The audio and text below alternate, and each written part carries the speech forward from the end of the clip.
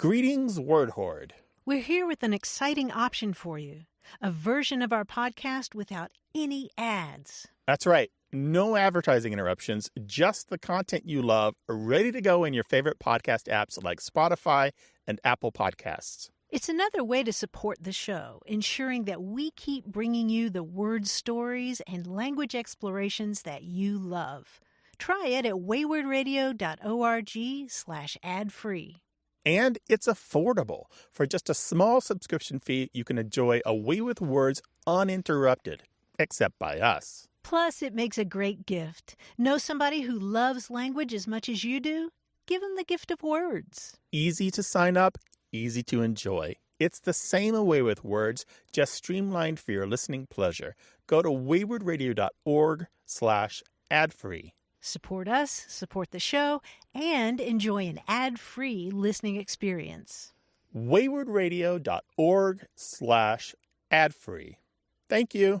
You're listening to Away with Words, the show about language and how we use it. I'm Grant Barrett. And I'm Martha Barnett.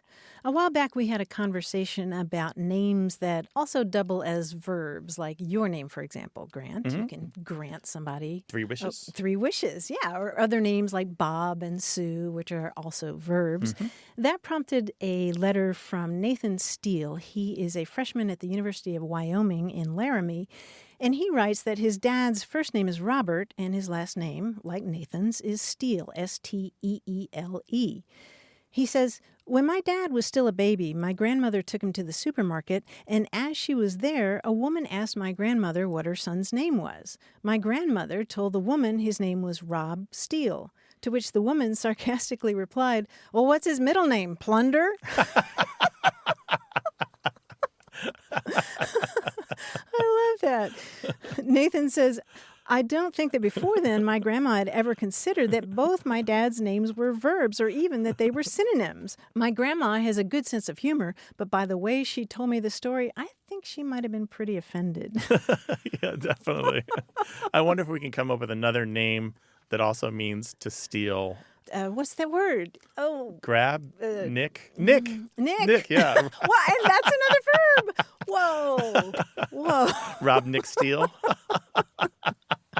This is how Grant and I have fun. Nathan, thank you for that email. We really appreciate it. We love your stories about your names. Keep them coming. 877-929-9673. Email words@waywardradio.org or tell us on Twitter at WAYWORD. Hello, you have Away with Words. Hi there. This is Jamie Morby from Calais, Vermont. Hello, Jamie. Welcome to the show. Hi there. I had a interesting and rather unpleasant experience a few weeks back that brought up a question about an expression I use. I was going to bed one evening and I felt/heard a bug of some kind fly and crawl into my ear. And it buzzed around in my ear for probably 20 minutes or half an hour and then stopped buzzing. And so I thought it had flown out, but in the morning I could still feel it. So I went into a doctor and I had it removed, and sure enough, it was a little tiny black fly of some sort. After I had it removed, it got me thinking of an expression that I use fairly regularly, that I'm going to put a bug in your ear about something. I might say it if I'm working on a community project and I want somebody's help with it. I say, I'm just going to put a little bug in your ear about a project I'm working on. See if you're interested. It got me to wondering if the bug in that expression is an insect or a bug like a listening device.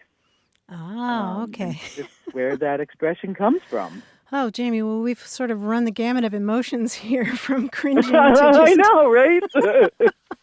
No, the bug is a literal bug. It goes back to at least the mid-19th century, this expression of putting a bug in someone's ear or leaving a bug in someone's ear. And usually back then it meant to give somebody a suggestion or an idea, particularly one that was sort of irresistible, something as persistent as that bug in your ear. There's an older expression, to have a flea in one's ear, that goes back to a French phrase, and that goes back much farther, at least to the 16th century, maybe 14th. And, interesting. Yeah, and in the original French phrase about putting a flea in someone's ear, it had to do, again, with insistence, but particularly erotic desire. Wow. Yeah, something that, Interesting. in fact, here's a little ditty from the 17th century. A longing girl with thoughts of sweetheart in her head, in bed all night will sleepless twirl, a flea is in her ear, 'tis said. I love it, though. I'm not sure I slept super well that night. I guess not. Oh, man. Well, I think that's the first time we've had a story like that on the show. Jamie, you're a rare one. We appreciate the call. Never a dull moment up here in the woods of Vermont. Thank you for calling us. We careful. appreciate it. Take care now. Absolutely. Bye-bye. Thank you so much. Have a great day. All right. Bye-bye. Bye-bye.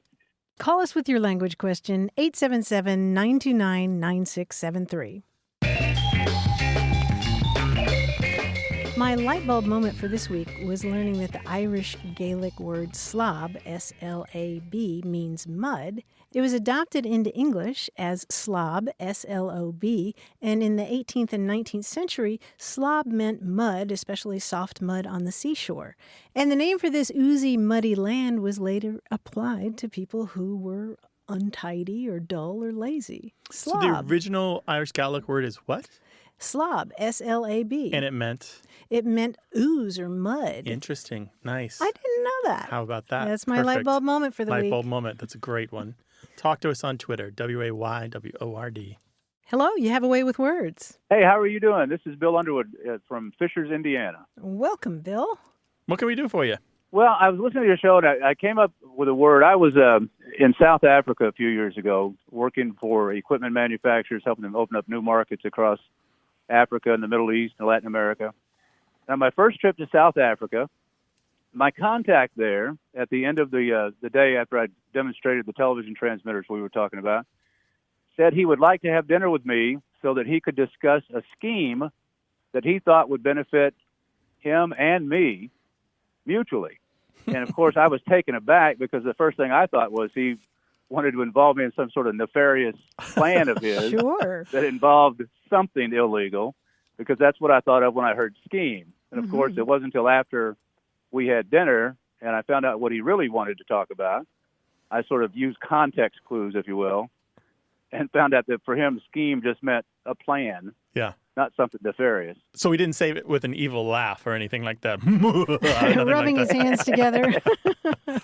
No, but he did have a big smile on his face, and he was a Zulu fellow, so he had sort of a thick accent anyway. Yeah. He said, Bill, I would like to discuss with you a scheme that I think would be beneficial to you and me. And I said, well, that doesn't sound too good to me. Oh, wow. That's a great cross-cultural collision there. But you figured it out. Right, absolutely. And so your question is, why the difference? Yeah, why the difference, and why do we see the word, or I guess I assume that most people in this country would think that you were talking about some sort of nefarious plot. Yeah.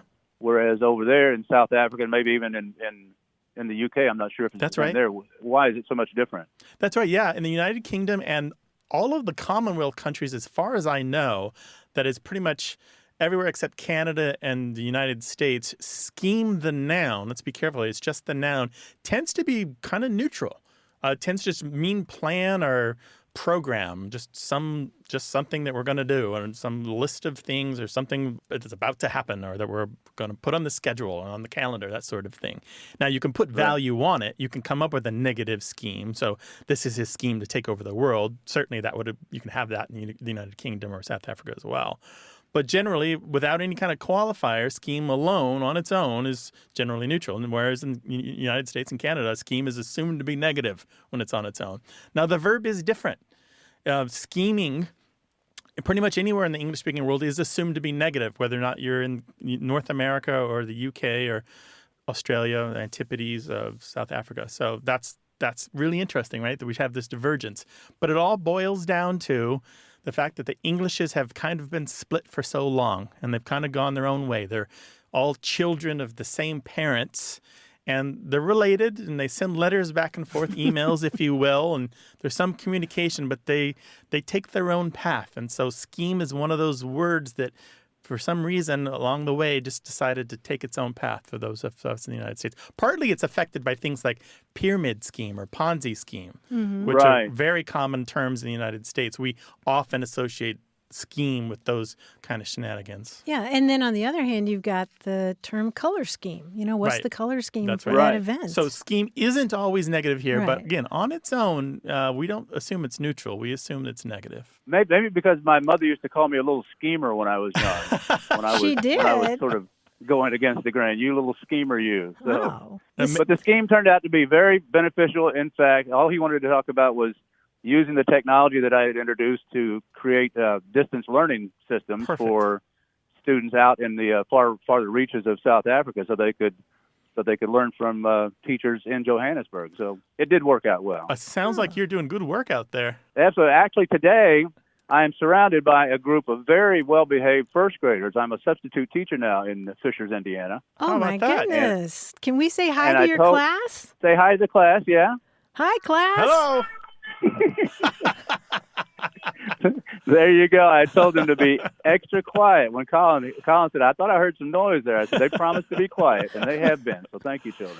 Well, Bill, we'll let you get back to the kids, and we appreciate you taking time out of your busy day. All right. Thanks so much. Take care now. Bye-bye. All right. Bye-bye. Well, call us to talk about language, 877-929-9673.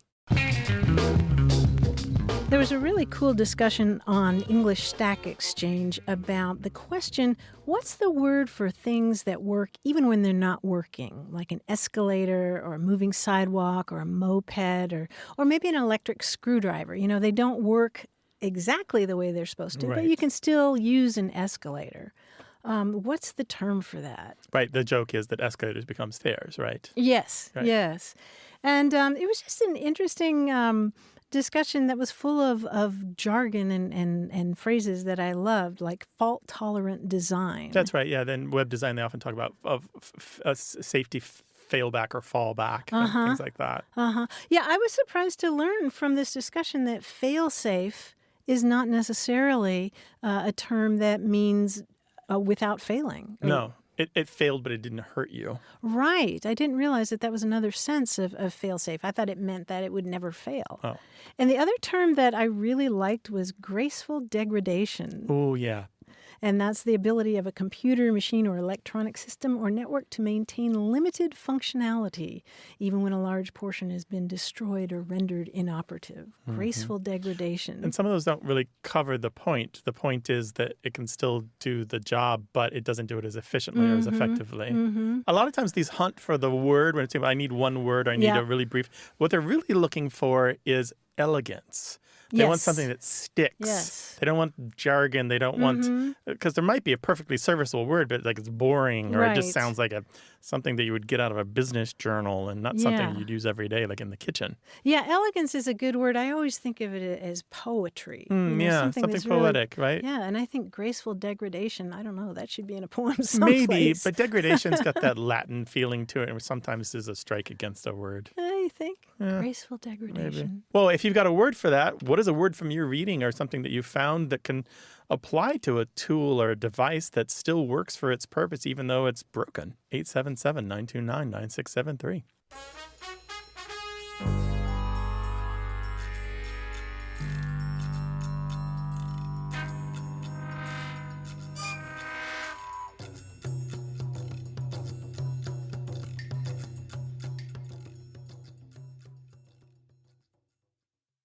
Got a minute? We need your help. Head over to gum.fm/words and share your thoughts in our quick survey. Your feedback matters. It's the backbone of our show's success. Thanks for making our show even more successful. That's gum.fm/WORDS. Thank you. You're listening to Away with Words, the show about language and how we use it. I'm Martha Barnett. And I'm Grant Barrett, and here he is, our quiz guy, John Chinesky. Hi, John. Hi, Grant. Hi, Martha. Here I am. And here is a quiz I have for you guys. Now, if you're the kind of person who has a favorite crossword constructor, chances are you also have a favorite crossword clue, a clue you've come across that you find to be particularly clever. Now, for example, my favorite go-to clue has always been first place, 4 letters, a 4-letter answer. Do you know what that one is? First place? First place, 4 First letters. place, 4 letters, yeah. As a preacher's kid, I think I can guess. Yeah, what do you got? How about Eden? Eden, correct, right. The first place was Eden, so to speak. Yeah, that's one of my favorites, a standard clue that I always use as an example when I give you some favorite crossword clues. Now, if you need a couple of letters to get the answers, that's perfectly fine. I'll tell you what I have filled in already. Here we go. Here's the first one. Leaves home, 4 letters. So is it a home for leaves, like the leaves that come off of trees? That's what I'm guessing. Tree is the answer. Yes, very good. I'll fill that one in. Very nice. Here's a 3-letter answer. John to Ringo. John to Ringo. John to Ringo. So it is the Beatles, something with the Beatles? Well, the Ringo is, yeah. So it's not, so it's the bathroom. It's not the musician, right? 3 letters. So it's Lou, L-O-O. Lou, yes, perfect, very nice. That's a classic Merle Regal. We loved Merle. Oh, Rip Merle. Yeah. Here's another one from Merle Regal, by the way. 4 letters. The reason crows are noisy. Because. Cause, yes, that's right. Very good. Cause. Here's one from Amy Lucido of the American Values Club crossword. It's less rich than the 1%. 4 letters. Skim. Yeah. Skim milk. Skim is correct. Good. Here's one from Stan Newman. It brings out the child in you. 5 letters. Obstetrician? You're getting close. It's not doctor? No. How about doula? Doctor is 6. What'd you get? Doula, great. Doula is good, but this is an it. It's not a person. It's a concept. It brings up labor. Labor is correct. Nice. Nicely done. Nice. Good. Finally, here's the last one. I'm not sure who this is from. I'm sorry to say. The answer is 6 letters and then 7 letters, and it's play with your food. Play with your food. Yeah. I have a guess. All Let's right. hear it, Martha. How about dinner theater? Dinner theater is correct. Nicely done. That's great. That was fantastic. And thank you for giving all the shout outs to all these incredible, these people, these intelligent people who make these crazy, wonderful puzzles every week. John, thanks so much. Thank you. See you next time. Bye-bye. Bye, John. Well, we'd love to talk with you about any aspect of language whatsoever, so give us a call, 877-929-9673, or send an email to words@waywardradio.org. Hello, you have a way with words. Hello, this is John Vaughn from Williamsburg, Virginia. Hi, welcome to the show. What can we do for you? Hey, I had a question. I had some friends of mine, we were in Chicago, and they put out this idea that the English language is like what they call the Borg. It comes in and destroys, it consumes all languages, it takes their words and ideas, and it may cause other languages to collapse. I had never thought of it that way, and I just didn't know if there was any real research on that concept. And I just kind of wanted your opinion. Is English kind of the all-consuming amoeba of languages in the world right now? Oh, that's an interesting question. What was the conversation like leading up to this statement? What got you there? We were talking about how different writers like Kerouac have unique styles, and then how English is a language that some people didn't really like writing in because they didn't feel it was a real language, and they wanted to write in other languages. And for me, I was just looking at this going, it made me worry because I know some ideas in French they say, je ne sais quoi, they don't quite translate. And I thought, well, if we are kind of taking over other languages, are we misusing their words, and then does that idea around that word kind of disappear from history? You know what I mean? John, the short answer to this is we need to be sure who the agent is here. Who is doing the action? And English isn't doing the action here. English isn't the verb in this story. It's not the protagonist here or the antagonist. What we're talking about here is, by happenstance of history, English has been used by two powerful nations in a row. First, the British Empire, and then the United States. One right after the other with some overlap. And the British controlled large portions of the world, huge amounts of territory, lots of natural resources, many millions of people. And then the Americans did it and are still doing it. Lots of financial resources, lots of political power, lots of financial power.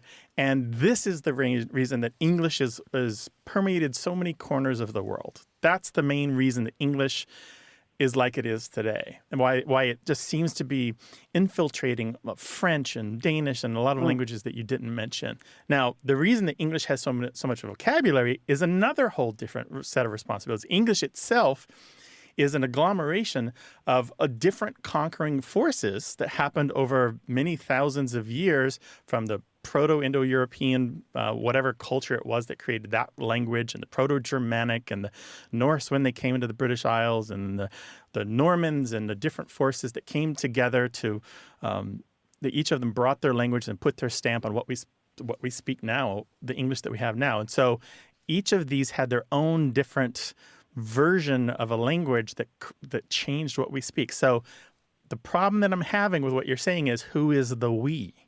What is the we here? Who's doing the work? You're absolutely right, because I was personifying it as it's the language's actual problem. It's the structure of English that makes it dominate and terrorize the other languages. So let's just talk for a second before the British became a world power. English was already a kind of a mutt language, had already had a lot of different features from French and the different Germanic varieties and some Celtic features in there. And it was already this really interesting hybrid that had kind of simplified and lost some of the features that the other Germanic languages had, that made it easier to learn, but it still didn't mean that anybody was more likely to pick it up than any other languages. The reason it was widely learned after a while is because the British and their sea power started taking over large portions of the world and started taking on a lot of natural resources and started becoming very wealthy. And that's the reason that English spread. It could have just remained this tiny little language spoken in just these few isles if it wasn't for the power of the British Navy. That's it. That's really good where it could have just stayed. So it's politics rather than anything inherent in the language Absolutely, itself. yeah. There's nothing special about English that meant that it was going to be spoken by this many people and then start to have its words pop up in all these languages around the world. Okay, well, thank you for your perspective. I guess that makes sense, so I won't feel so guilty when I speak it. Appreciate the call. John, thanks so much for calling. Take care. 877-929-9673.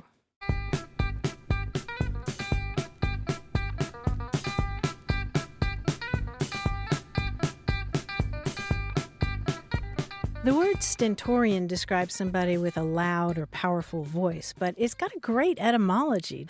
It goes back to the Iliad. There's a Greek herald in the Iliad who is described as brazen-voiced stentor. It's a proper name. The guy's name was Stentor, brazen-voiced stentor, whose cry was as loud as that of 50 men together. Oh, wow. That's and brazen itself has an etymology, right? I think it does. It have to do with bronze or something like that? I believe so, right. Yeah. So it's the sound of trumpets, right? There you go. Interesting. Yeah. Stentorians, named after somebody. Yeah, and in the Odyssey, of course, you have Mentor, who is another character in the Odyssey. Athena takes the form of Mentor, and he's a counselor to the son of Odysseus. Perfect. This is where we get our words from the classic literature of the Western cultures. We get a bunch of them. 877-929-9673, or talk to us on Twitter at WAYWORD. Hi there. You have a way with words. Hi, Martha. This is Marcy, and I'm calling from Fort Worth, Texas. Welcome. What can we do for you? So I grew up in South America in Chile, and we got there when I was a little baby, and so I'm a native Spanish speaker. And in Spanish, you roll your R's with quite a lot of words, and I was talking to my daughter, who is frustrated that she can't roll her R's, and I started thinking, why is it that some people can and some people can't, and how that works, just phonetically, because both my parents got there as adults as well, and they have a harder time, but some people can do it and some people can't. I was just curious about why some people can roll their R's and why some people can't. How old is your daughter? She's 10. Okay. And I have sadly not taught her how to speak Spanish, so I'm sort of beating myself up for that too. We'll get there. So she's not learning Spanish at all? No. My theory is I'll send her to Chile for a year, and she can do exchange program, and it'll just all fall into place. Oh, that sounds like a gift. No, there's a lot of children that have a problem with that, even in Spanish-speaking countries, and it's one of the top things that children in Spanish-speaking countries go to speech therapy for, to learn how to trill their R's. Oh. Yeah, it's very common, as a matter of fact. And there are adults that can't do it either, and they're often seen as sounding foolish when they just can't help it because it's just something that their tongues won't do. Mm-hmm. Right. Just like there are other things that in any other country that mouths may not be able to perform. We're not all capable of the same things with our mouths. Rhotacism is the word that you're looking for, RHOTACISM. You can look that up and see all the different ways that it can manifest and all the different solutions that people have for it. Mm-hmm. But there are some dialects of Spanish where they don't roll the R's, even though they do in other dialects of Spanish. So carro with a double R might sound like cajo in some other dialects. Yeah. Or even in some Caribbean varieties of Spanish, it might sound more aspirated, like cajo, like something like that. Oh, interesting. It's very interesting. More like a French R rather than a traditional Spanish trilled R. So interesting stuff. But yeah, it's incredibly common for people not to be able to trill their R. And you can go to speech therapy for that. It can be solved for a lot of people. Did you grow up learning that song with the carro and the, what is it? R con R, cigarro? Yes, and ferrocarril, and you have to say all the little words, Yeah, I would think that would be really helpful. Yeah, maybe I'll try and find it for her so we can start singing it. Yeah, that seems to be the one that teaches lots of little kids. Mm-hmm. Yeah, well, good luck with that, and I hope she does get her year in Chile. That sounds fantastic. Yeah, I hope so too. Who wouldn't want a year in Chile? All right, thank you so much. Bye-bye. All right, bye-bye. Bye. Thanks, Marcy. 877-929-9673. Welcome to Away with Words. Hi, this is Max Olderstorff calling from Sacramento, California. Hello, Max. Welcome to the show. What can we do for you, Max? Well, I have a question about a long type of donut that I've heard called a couple different things. Some people refer to it as a long john. Other people refer to it as a maple bar or a chocolate bar. And the specific type of donut I'm describing is made of donut dough. It's long and it's frosted on top, but there's nothing in the middle. I grew up in San Diego, and down there we called them exclusively long johns. But then when I looked online, it said that the American West Coast actually generally refers to them as bar donuts.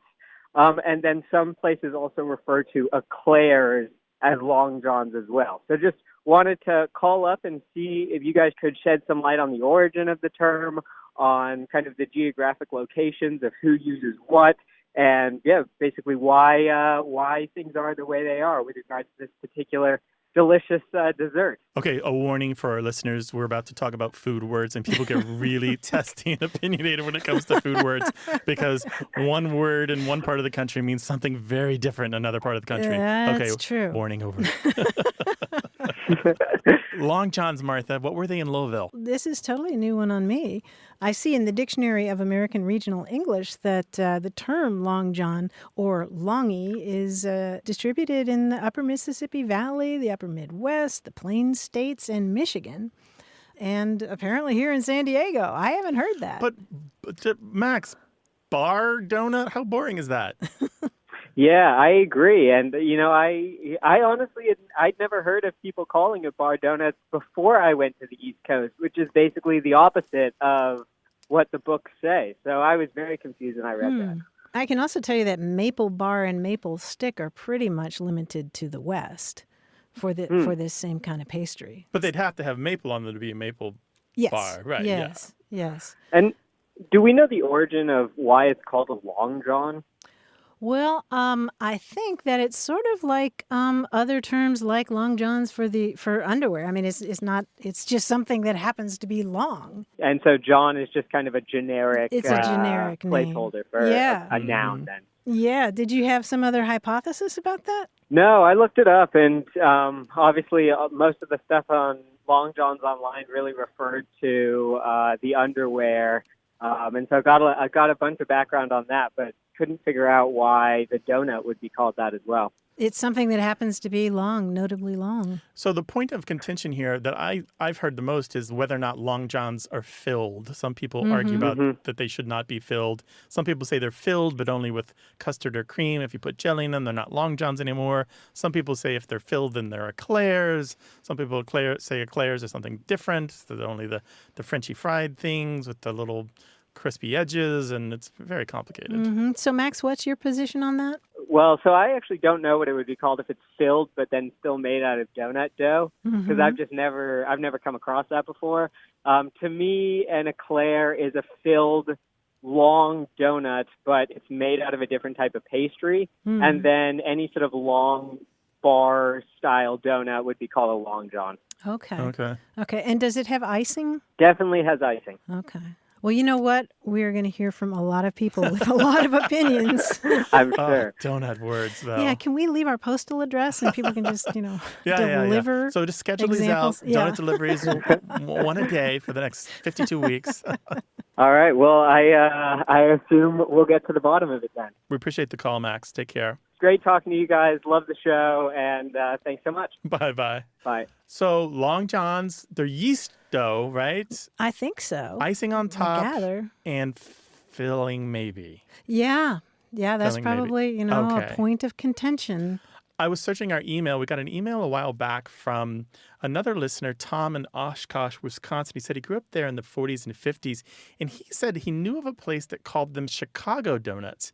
And he remembers it from one bakery in town, but he's not sure he's ever heard it outside of Oshkosh. And he wondered if Chicago donuts as a term for long johns was more widespread. So I thought I would throw that in there too and see if anyone else has ever heard of long johns being called, quote, Chicago donuts. So anyway, we're interested. What's a long john to you? How would you define it? And do you have other names for them? 877-929-9673. Email words at waywardradio.org and start the fire. Start the debate on Twitter at WAYWORD.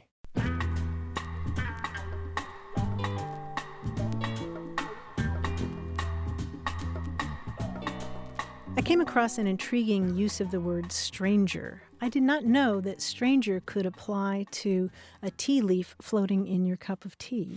I had heard that, but it has been a really long time. No, a really long. I think I learned that from was it a Dorothy L. Sayers novel or something? I think there was somebody getting a reading in some mystery novel when I was much younger. Oh, that's I don't so know. wonderful. Yeah, that's great. I don't know. Of course, then I went and read a whole lot about tea and superstitions involving tea, and the phrase "Shall I be mother?" Do you know this one? No. This is a saying that apparently the British say when they're offering to pour tea. Shall I be mother? So is this from when you played house as kids? Yes, and apparently you so. Put out the child's tea sets and shall I be mother? Yes. I mean, there are different superstitions involving that. Nice. But I ended up on YouTube looking at a clip from The Iron Lady with Meryl Streep. And she's sort of dressing down an American diplomat. And then she stands up and says, "Shall I be mother?" And the diplomat is looking at her like, "What?" What are you saying, She says, lady? "Tea." Uncouth Americans, they understand nothing. Shall I be mother? 877-929-9673.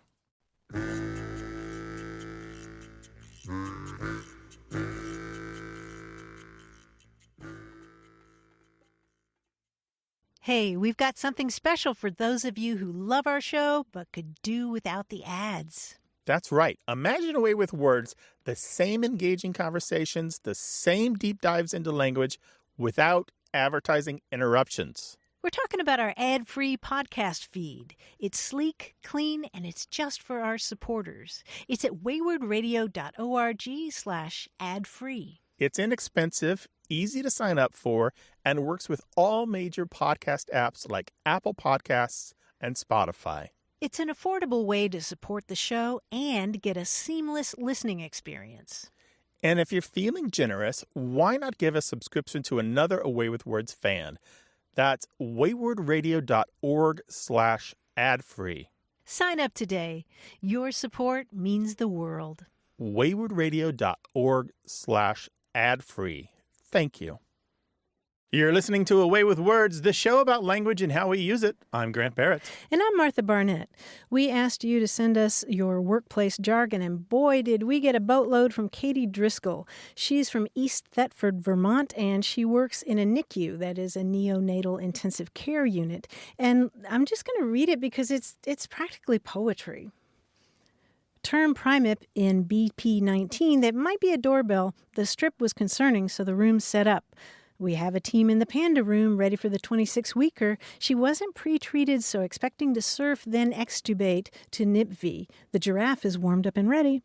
Jones is a grower feeder now, so she got moved to the carpet. She's still having A's and B's. And the Smiths did well in the koala, so should head home today. Did you get any of that, Grant? We've talked about primip on the show before, but the rest of it, I could make some guesses, but why don't you explain the whole thing to me? Okay, well, a primip is a woman who's experiencing her first delivery, right? As we discussed. BP19 is a room on the birthing pavilion. Okay. They have different numbers. The doorbell is the alarm that the birthing unit sounds if they need a whole team to tend to the infant all at once. And the strip is the recording monitor of the infant during the mother's labor. So term primip in BP19, it might be a doorbell. The strip was concerning, so the room's set up. Gotcha. The Panda room, I love that. The Yeah, Panda that's room nice. is the preterm and newborn diagnostic area. It's an acronym, Right. and it's the place where you assess and stabilize an infant that more than likely will need to be admitted to the NICU. Katie says, we used to call it the resuscitation room until a parent pointed out how scary it sounded. And the giraffe is a bed that maintains a specific heat and humidity for the infant, and that is a brand name, Giraffe. And that shift report also included the expression surfing and extubating to NIPV. That means placing a breathing tube, instilling a surfactant into the lungs. That's a substance that helps the lungs work better. And then removing the breathing tube. NIPV is non-invasive positive pressure ventilation. And then later on, she's talking about Jones is a grower feeder now, so she got moved to the carpet. That means that it's a baby that still needs close monitoring, but is considered stable. And they may still have A's and B's, which is apnea and bradycardia. Mm-hmm. We know apnea, Sure. Difficulty breathing, and bradycardia is a slow heartbeat. And I thought this part about the carpet was really interesting, moving to the carpet, because the more unstable infants are cared for in a room with a tile floor. And when they become more stable and need less equipment, they're moved to another area that has carpeting. And Katie writes, it was parents who first referred to being moved to the carpet as a big positive change or graduation. The move is physically less than 50 feet away, but it's such an important move for the parents. I love that, moving to the this carpet. is so fascinating. All of this. I think part of the appeal is that they're trying to use language that's not going to alarm parents. But they're still doing their jobs, and they're doing the job of shortening these long ideas. Yes. They can't express these ideas fully, so they have to shorten things. Right, which one does with jargon. Mm-hmm. And finally, the Smiths did well in the koala and should head home today. Another sweet, fuzzy word, the koala. It's a slang term that's specific to that hospital because it's a room next to the unit that was set up with funds from the Quechee Lakes Landowners Association, or QLLA, which sounds like koala if you say it fast. I love giraffes and pandas and koalas. Yeah, I know, right there. That's yeah, nice. You got to feel a little So bit they've done better. what they can to soften it and to reduce the overall impact of the scariness and the sterility of the jargon, and yet you still get a feeling of the expertise behind the jargon, right? The learnedness that's back there. These competent people all coming together for this common effort of helping these kids turn into fat bouncing babies. Right. And the utility of it. It just lets you communicate really quickly. Right. Bam, because bam, it's bam. Lots of stuff is moving really fast. Yeah. Wonderful thing. And I know that there are lots of jobs out there that have a language just like that. We'd love to hear your story. What's a few minutes like in your job? What's the jargon like? We'd like to tell your story. 877-929-9673, or send that email to words@waywardradio.org. Hi there. You have a way with words. Hi, this is Rhonda from San Diego. Hi, Rhonda. Welcome to the show. What can we do for you? We have flies come in our house every so often. Just Flies? happens. And flies, they sneak in from outside when the kids go in and out. So like a house fly. But there was a really large one that came in our house one day, but it was a specific type of fly because I had looked it up. But my husband said, "Oh, there's a horse fly." I said, "That is not a horse fly. It's a flesh fly," because I had looked it up. And he says, "No, it's a horse fly. I can call it a horse fly, and because I choose to, and my family calls it a horse fly, it can be a horse fly." I said, "No, if we know the name, we need to call it by its regular name." So we decided we needed to call you and let us know if our discussion was appropriate or not. Okay, this is a good question. So a fly came to the house. He called it a horsefly. Did he know that it was actually a flesh fly? He knew that it was a larger fly than like some of the smaller housefly types. Right. What's a flesh fly? I don't know if everybody's seen them, depending on where you are in the world, but they're larger than like the normal little green-bodied houseflies we have here in Southern California, and they have like gray striped bodies and red eyes. Okay, They're much larger and louder. So. Okay, and Rhonda, do you relate to horse flies and flesh flies differently? I do. So I come from like a biology and animal husbandry background, and so I very much, like in college working with farm animals, know what a horse fly is because they are giant and they bite. So for him to call this still kind of a house fly a horse fly, I was like, no way, Jose, that is not a horse fly. But so you've got this level of expertise that he wasn't respecting. Yes. Okay, and it makes a difference because if it were a horsefly, you would want to avoid it because it might bite you? Oh, definitely. Okay. And they hurt. But the flesh flies, they only go after dead animals or open wounds, right? Right. Okay. They eat dead things. Dead things, so, yes. Yeah. Okay, so, but did he want to stick to his guns just because he didn't like being told what to do and what to say? It may have been partially that. I don't know. He even brought it up like again when we were discussing this. So that's why we were like, we need to call Grant and Martha. Oh, here's goodness. where we are. Oh, it's a little complicated. The simple fact is, if you know the name of it, you call the name of it. But all right, I'm gonna give him a little tiny out. Martha, what do you think? You know what? I think I call any large fly a horse fly, sort of like I call any large pill a horse pill. It's just like I call any dog a pup or a pupper. Yeah. Yes, I get that. So I don't know that I would feel that strongly about it. I mean, I'm learning about flesh flies as we speak. Okay. Now I grew up part of my childhood in the country and knew something about horse flies coming into this conversation. Flesh flies I only know from reading, and I think maybe the James Herriot books about the veterinarians in Yorkshire in the UK, but they call them different things there. But yeah. I'm thinking about this, and I'm thinking if you know a term that's specific and somebody else has kind of nudged you in the right direction, why not go for it? And another thing I'm thinking is, why die on this hill? Yeah, I was wondering about that one. Save it for the big issue. And the third thing I'm thinking, though, is linguistic, or actually lexical. These common names for creatures really tend to be very broad. There are a lot of different critters that get the name housefly. Most of them are under one family. But there are a lot of different kinds of horsefly, just like there are a lot of different kinds of fleshfly, most of them under one family. But they refer to a lot of different kinds of animals. So I'm just thinking about how broad a term horsefly can be to refer to a lot of different critters of a lot of different sizes and colors and descriptions. Yeah. Have you all thought about using the scientific names for these insects? Right? That's what he brought up. He's like, but you don't use the Latin for it, Rhonda. Yeah, right. How dare you? But you're saying we know what it is, so why not call it what it is? Right. And just, especially since we have young children, I want them to know the right thing. Like, I come from animal care. I want them to understand what the different creatures are. So if we know what it is, let's call it what it is. Yeah. Flesh fly is kind of gross to say. It is. Yeah. But it's kind of fun, too. I think overall here, I'm thinking once you let him know that there was a better term for it and you reminded him there was a better term for it, he should have just gone with the easy answers and, oh, yeah, flesh fly. And then you all could have moved on and had your day. Yeah, and taught your That's kids right. that. You should listen and learn and move on, right? But save the energy, save the fighting energy for something else bigger later. something more important. That family fighting energy has to be conserved for real issues. I don't know. Maybe Real they one. should die on that particular hill and forget the other. Well, it's true. Sometimes we have these small proxies, like who gets the newspaper first on Sundays, right? Right. We fight over that instead of the real big thing, like who's going to be responsible for taking the car in for repair. So, Rhonda, have we satisfied you? I think so. I think I've heard that he should have listened to me. We hear what we want.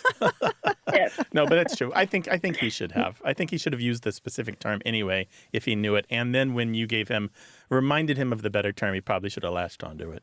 Yes. But anyway, thank you for Yeah, sure. chatting Thanks for it out calling. with me. Take care now. Bye. Bye, Bye-bye. Rhonda. 877-929-9673. Email words@waywardradio.org.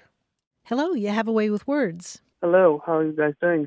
I am calling from Houston. My name is Syed. What can we help you with, Syed? I have recently moved to the States. It's about 2 years. But since I've been here, what I do when I talk to somebody, if I'm, for example, talking about my father, I would mix up the genders. I would say she instead of he. Or if I'm talking about a lady, I would call him instead of her or something like this. I don't know why that's happening. I'm really confused. My mother tongue is Urdu. Mm-hmm. I'm from Pakistan, Mm-hmm. and I also speak Punjabi. But this is something that's very weird. I think I understand good English. I can speak right, but this is the gender mix-up is something that I am really confused about. I don't know why that's happening to me. Syed, your English sounds great to me for somebody who's been in the United States for just a couple of years. I assume that you studied English in Pakistan as well? Yes, I have, but my English is at this stage just because of the movies I've watched Yeah. Is that right? all the time. That's a great Hollywood way has impacted me, and I've read books Yeah. that helped a lot. Mm-hmm. But getting those pronouns wrong, getting the gendered pronouns wrong must be embarrassing sometimes. Oh, yes, it is. Yeah. I think there's a good explanation here. I don't speak Urdu, and I don't know very much about it, but I believe that there's no actual gendered pronouns, right? So yes. in English, Yeah. we say he and she, like he went to the store and she went to work, that sort of thing. But in Urdu and Hindi and related languages, you don't. It's the same pronoun regardless of whether you're speaking about a man or a woman, right? Oh, yes. Now I get it. Yes, that's true, because we have a word that's pronounced wo Mm-hmm. or unhe Mm-hmm. or usko. So these are the words that you know they don't have gender thing going on with it. Right. You might have grammatical gender, but it's not actual gender. It's not actually Yeah. referring to a man or actually referring to a woman. And so it's hard to make that move where you now have to think about this information in a new language and be conscious of that. I know that when English speakers then go to other countries where we have to do things like think about I'm thinking about different cases, for example, attached to verbs where we have to think about location when we're conjugating verbs, like where a thing is in order to come up with the proper conjugation verb. Our minds are blown because ordinarily in English, we don't have to think about location when we conjugate a verb. It's just very difficult for us. Yeah, or just matching the gender of an adjective to a noun. Yeah, the grammatical gender, not the actual human gender, not the male-female gender. Yeah.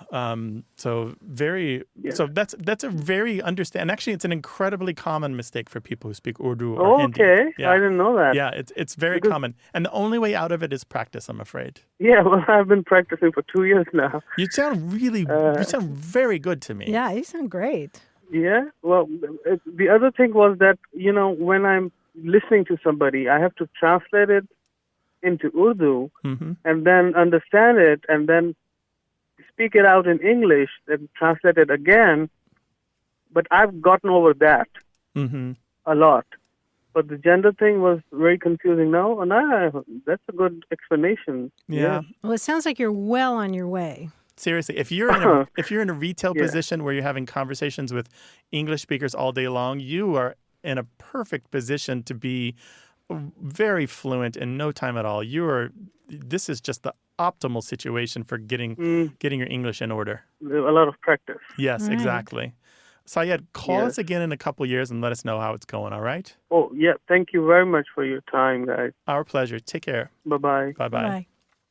Well, we loved hearing Syed's story about language, and we'd love to hear your experiences with language. So give us a call, 877-929-9673, or send your questions and stories to words@waywardradio.org.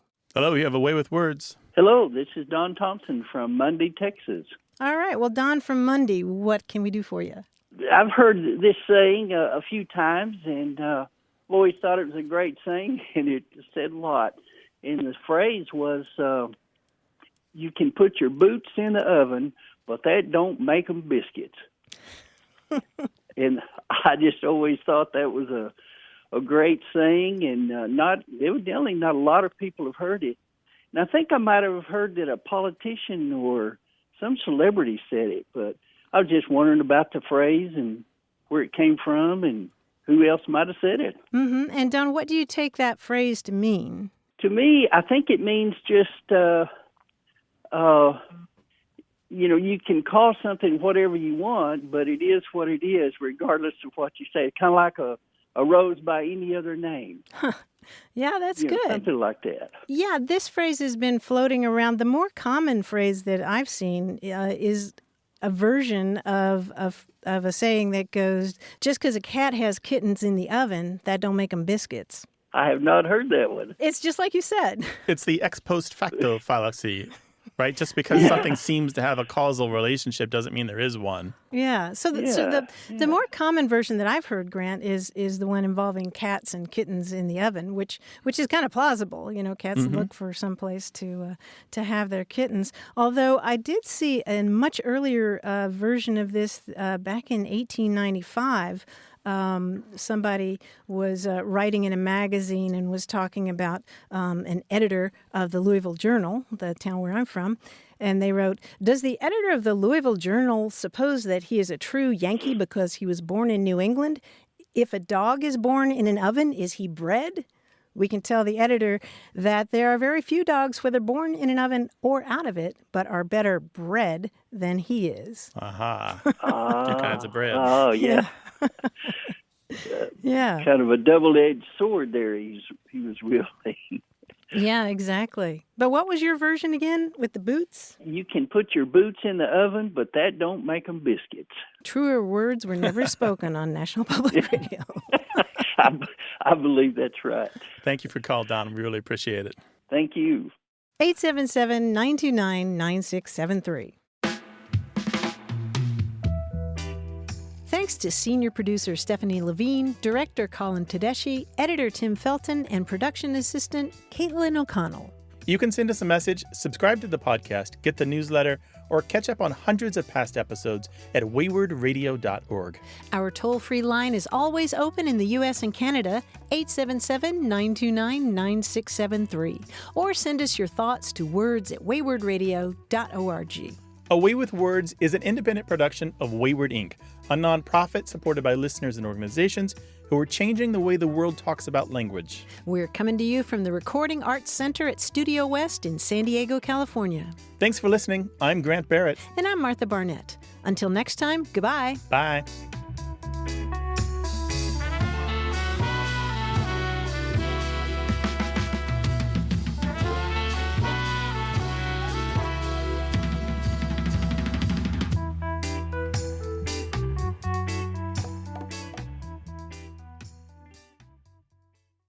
Hey, listeners, we have a favor to ask. We'd love for you to fill out our listener survey at gum.fm/words. Your feedback is crucial. It's quick, and it helps us make our show even better. It shapes our show, helps us plan, and ensures we're bringing you the content you love. That's gum.fm/WORDS. Thanks for being a part of what we do. Thank you.